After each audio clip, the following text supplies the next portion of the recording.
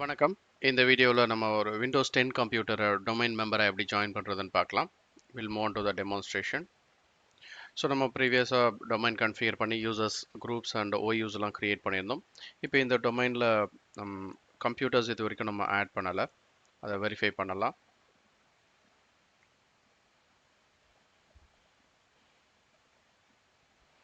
So plus வந்து இந்த computer என்ன, தட் இஸ் டொமைன் கண்ட்ரோலர் என்ன ஐபி ரேஞ்சில் இருக்குது அதையும் நம்ம வெரிஃபை பண்ணிக்கலாம்.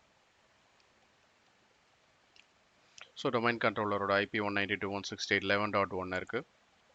அண்ட் இப்போ இந்த டொமைனில் கம்ப்யூட்டர்ஸ் எதுவுமே ஆட் ஆகாமல் இருக்குது. இப்போ இந்த டொமைனில் தான் நம்ம விண்டோஸ் 10 கம்ப்யூட்டரை ஜாயின் பண்ண போகிறோம். ஸோ அப்போது டொமைன் கண்ட்ரோலர் என்ன ஐபி ரேஞ்சில் இருக்கோ அதே ரேஞ்சில் நம்மளோட கிளைண்ட் இருக்கலாம். ஸோ ஃபஸ்ட்டு நம்ம விண்டோஸ் 10 கிளைண்ட்டில் வந்து நெட்வொர்க் கன்ஃபிகர் பண்ணிக்கலாம். நெட்வொர்க் கனெக்ஷன்ஸ் ஓப்பன் பண்ணுறேன். ncpa.cpl. ஸோ இதை கொடுத்தீங்கன்னாக்கா நெட்வொர்க் கனெக்ஷன்ஸ் ஓப்பன் ஆகும். ஸோ இல்லை உங்களோட ஈத்தர்நெட் காட்டுது. அதில் ப்ராப்பர்ட்டிஸில் போனீங்கன்னாக்கா ஐபி வெர்ஷன் 4 ப்ராப்பர்ட்டிஸில் போயிட்டு நம்ம ஐபி கன்ஃபிகர் பண்ணிக்கலாம். 192.168.11.3ன்னு கொடுக்குறேன். அந்த சப்நெட் மாஸ்க்கு கொடுத்துக்கலாம். கேட்வே வந்து நம்மளுடைய என்விரான்மெண்ட்டில் மல்டிபிள் நெட்வொர்க் இருக்குது, அனதர் நெட்வொர்க்கோட கம்யூனிகேட் பண்ணணும், அந்த கேஸில் தான் கேட்வே தேவைப்படும்.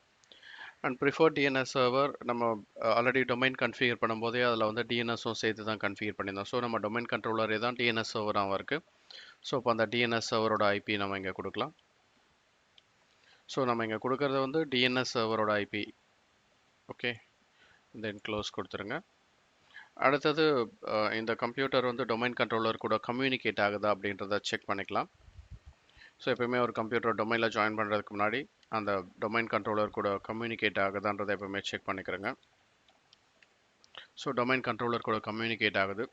வெறும் டொமைன் கண்ட்ரோலர் கூட கம்யூனிகேட் ஆனால் பத்தாது, அந்த டொமைன் ஐபி வந்து ரிசால்வ் ஆகுதா அப்படின்றத நம்ம செக் பண்ணணும். ஸோ டொமைன் நேம் ரிசால்வ் ஆகுதான்னு பார்க்கணுன்னாக்கா அந்த டொமைன் நேமை பிங் பண்ணி பார்க்கலாம். comatlab.in நம்ம டொமைன் நேம். ஸோ நம்ம டொமைன் நேம்க்கு பிங் பண்ணாக்கா டொமைன் கண்ட்ரோலோட ஐபிக்கு ரிசால்வ் ஆகுது. ஸோ இப்போது அந்த டொமைன் வந்து ரீச்சபிளாக இருக்குது அப்படிங்கிறத என்ஷூர் பண்ணிக்கலாம். ஸோ அடுத்தது நம்ம கம்ப்யூட்டர் மெம்பர்ஷிப்பை மாற்றணும். ஸோ கம்ப்யூட்டர் மெம்பர்ஷிப் மாற்றுறதுக்கு சிஸ்டம் ப்ராப்பர்ட்டிஸ் போங்க. அது சிஸ்டம் sysdm.cpl. ஸோ கொடுத்தீங்கன்னாக்கா சிஸ்டம் ப்ராப்பர்ட்டிஸ் ஓப்பன் ஆகும். ஸோ அந்த சிஸ்டம் ப்ராப்பர்ட்டிஸில் இப்போ இந்த கம்ப்யூட்டர் பார்த்தீங்கன்னா ஒர்க் குரூப்பில் இருக்குது. ஸோ இதை வந்து நம்ம சேஞ்ச் பண்ணிவிட்டு நம்ம டொமைன் நேம் கொடுக்கலாம். comatlab.in கொடுக்குறேன். ஸோ டொமைனில் ஆட் பண்ணுறது யார் வேணாலும் ஆட் பண்ண முடியாது. ஸோ டொமைனில் அட்மினிஸ்ட்ரேட்டிவ் ப்ரிவிலேஜ் இருக்கிற யூசர்ஸ் தான் ஆட் பண்ண முடியும். ஸோ இப்போ அந்த டொமைன் அட்மினிஸ்ட்ரேட்டிவ் க்ரெடென்ஷியல்ஸை கொடுங்க.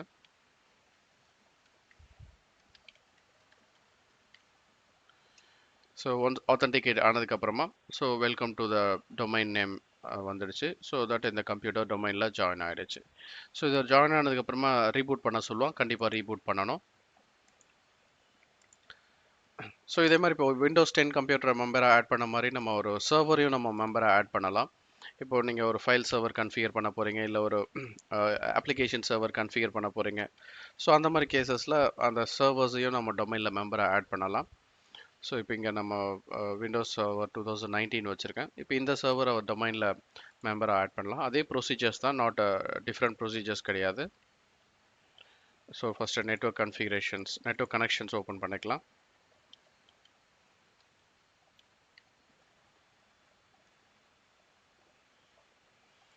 ஸோ இதுக்கும் ஐபி அட்ரஸ் கன்ஃபிகர் பண்ணுறேன்.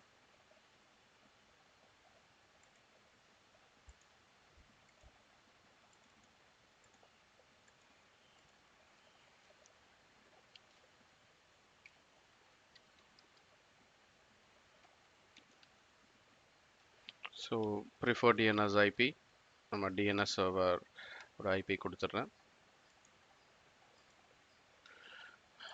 ஸோ இங்கேயும் வந்து டொமைனில் ஜாயின் பண்ணுறதுக்கு முன்னாடி டொமைன் நேம் ரிசால்வ் ஆகுதான்றதை செக் பண்ணிக்கலாம்.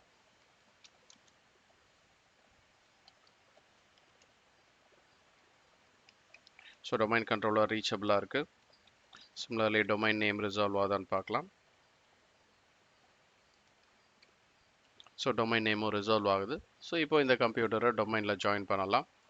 ஸோ சிஸ்டம் ப்ராப்பர்ட்டிஸ் போகலாம், இல்லை இங்கே சர்வர் மேனேஜரில் லோக்கல் சர்வர் கன்ஃபிகரேஷனில் போய்ட்டும் நம்ம சேஞ்ச் பண்ணலாம்.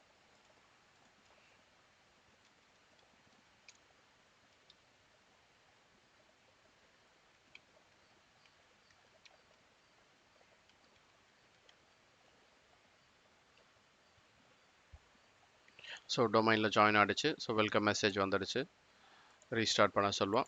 கண்டிப்பாக ரீஸ்டார்ட் பண்ணணும். ஸோ இப்போ கம்ப்யூட்டர்ஸை டொமைனில் ஜாயின் பண்ணதுக்கப்புறம் நம்ம டொமைன் கண்ட்ரோலரில் வெரிஃபை பண்ணலாம்.